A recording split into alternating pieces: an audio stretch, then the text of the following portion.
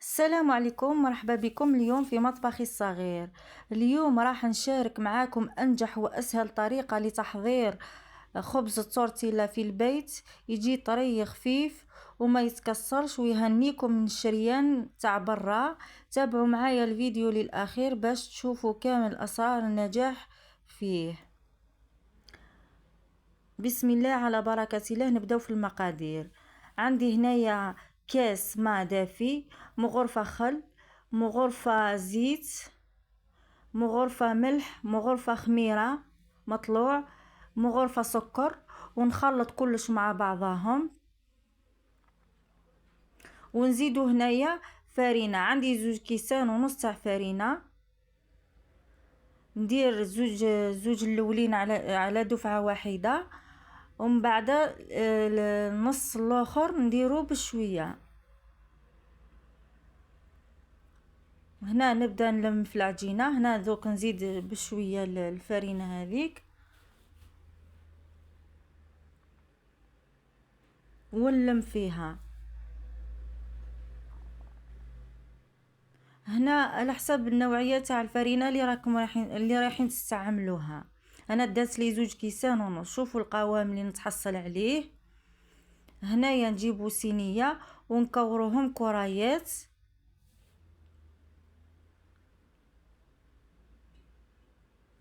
هنايا كرايات على حساب الحجم اللي حبيتوه نتوما، بغيتوهم صغار بغيتوهم كبار كيما تحبوا. نغطيوهم ونخليهم يرتاحوا على الاقل ربع ساعه.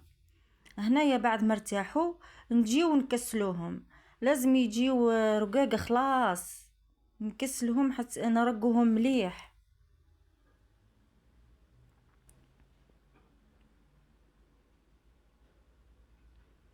شوفوا هنايا نجيو نطيبوهم في الطاجين كيما تحبوا نتوما، بغيتو في الطاجين بغيتو في المقله كيما حبيتو. شوفوا هذه اسهل وصفه وفي 10 دقائق توجدوها.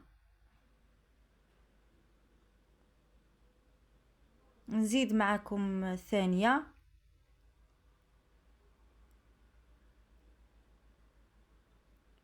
شوفوا كيفاه جاتني هايله، يعني جاتني طالعه وفيها الفقاعات هذوك. نزيد معكم الثالثه.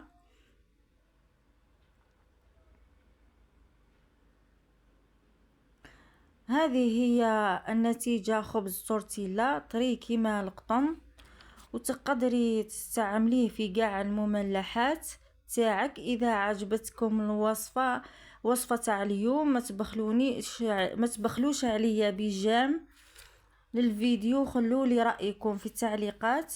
جربوه ونتلاقاو في وصفه جديده.